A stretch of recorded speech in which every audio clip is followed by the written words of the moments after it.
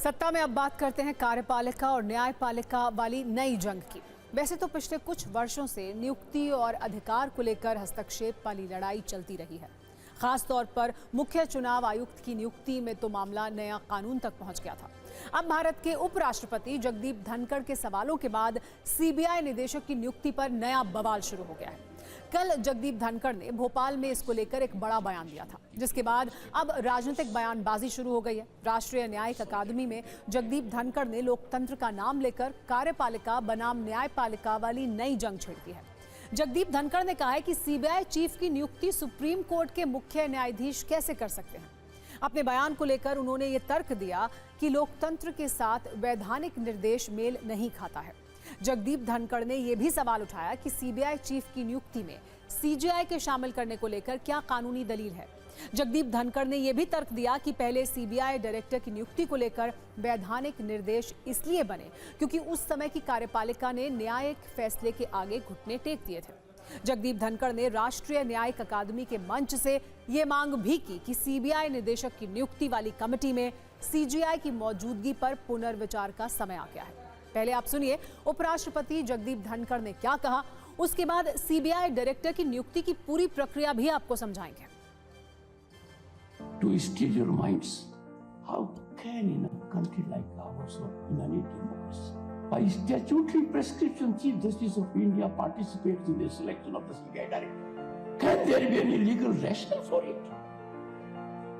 I can appreciate that statutory prescription took shape because executive of the day yielded to a judicial body.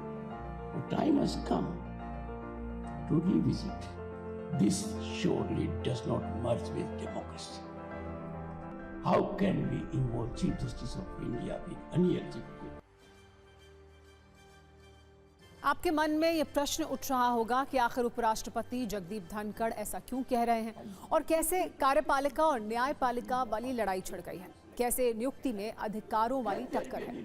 आप जानिए इस वक्त CBI director की नियुक्ति की प्रक्रिया क्या है। सीबीआई के निदेशक की नियुक्ति 3 सदस्यों वाली कमेटी करती है। कमेटी में प्रधानमंत्री, नेता विपक्ष और सीजेआई शामिल होते हैं। फिर से सुनिए, कमेटी में प्रधानमंत्री, नेता विपक्ष और सीजेआई शामिल होते हैं। जगदीप धनखड़ को इसी बात से आपत्ति है। सीबीआई के निदेशक के चयन की प्रक्रिया की शुरुआत गृह मंत्रालय से होती है। आईपीएस अधिकारियों की एक सूची तैयार की जाती है। इस लिस्ट में अधिकारियों के अनुभव का ध्यान रखा जाता है। फाइनल होने के बाद लिस्ट कार्मिक और प्रशिक्षण विभाग को भेजी जाती है। सीबीआई डायरेक्टर की नियुक्ति में समिति के गठन का प्रावधान 2013 में आया था। लोकायुक्त और लोकायुक्त अधिनियम में इसका प्रावधान किया गया था। 2013 में 1946 के डीएसपीई अधिनियम की धारा 4A में संशोधन किया गया था। बदलाव के बाद कमेटी में प्रधानमंत्री, नेता विपक्ष और सीजेआई को शामिल किया गया। इससे पहले 2003 में सीबीआई निदेशक की नियुक्ति सीवीसी, सतर्कता आयुक्तों, सचिव गृह और सचिव कार्मिक वाली समिति की सिफारिश पर होता था। आपको बता दें, सुप्रीम कोर्ट के 1997 के विनीत नारायण मामले के निर्देश पर यह नियुक्ति होती थी, लेकिन बाद में इस समिति के तंत्र को समुचित और पुख्ता नहीं पाया गया, जिसके चलते 2013 में पीएम, नेता विपक्ष और सीजेआई की समिति के गठन के लिए कानून में बदलाव किया गया। वैसे देखा जाए तो कार्यपालिका और न्यायपालिका वाली लड़ाई पहले से चल रही है। जगदीप धनखड़ का बयान तो सिर्फ इसका सवालों और बहस वाला एक एक्सटेंशन है। मुख्य चुनाव आयुक्त और चुनाव आयुक्तों की नियुक्ति को लेकर पहले से ही कार्यपालिका और न्यायपालिका आमने सामने है। आपको इससे जुड़ा अपडेट भी दे देते हैं। मुख्य चुनाव आयुक्त राजीव कुमार आज से 3 दिन के बाद 18 फरवरी को रिटायर हो रहे हैं। इससे पहले नए सीईसी के सिलेक्शन को लेकर 17 फरवरी को एक बैठक बुलाई गई है। मीटिंग में पीएम मोदी, कानून मंत्री और नेता विपक्ष राहुल गांधी भी शामिल होंगे। कमेटी की सिफारिश के बाद राष्ट्रपति अगले सीईसी की नियुक्ति करेंगे। आपको बता दें, पहले सीबीआई निदेशक की तरह ही मुख्य चुनाव आयुक्त और चुनाव आयुक्तों की नियुक्ति होती थी, लेकिन सरकार ने नया कानून लाकर इसे बदल दिया, जिसके विरोध में याचिका दी गई। आज से 4 दिन बाद यानी 19 फरवरी को मुख्य चुनाव आयुक्त और चुनाव आयुक्त की नियुक्ति से जुड़ी याचिका पर भी सुप्रीम कोर्ट में सुनवाई होगी। अब आप जानिए, मुख्य चुनाव आयुक्त और चुनाव आयुक्तों की नियुक्ति पर 2 वर्ष पहले कैसे कार्यपालिका बनाम न्यायपालिका वाली जंग चली थी। 2 मार्च 2023 को सुप्रीम कोर्ट ने आदेश दिया कि मुख्य चुनाव आयुक्त और चुनाव आयुक्तों की नियुक्ति वाले पैनल में सीजेआई को शामिल करना जरूरी है। यहां पर नोट करने वाली बात यह है कि ये नियुक्ति सिर्फ केंद्र सरकार करती थी।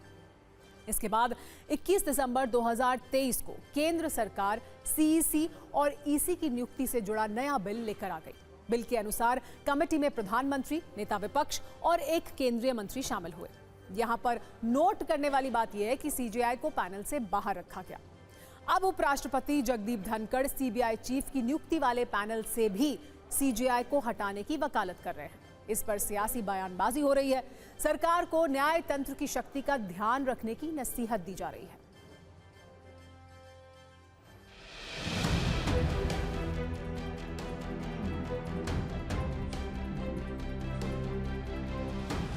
हो सकता है उनका मानना जो भी है वाइस प्रेसिडेंट सर का, आई रिस्पेक्ट हिज ओपिनियन।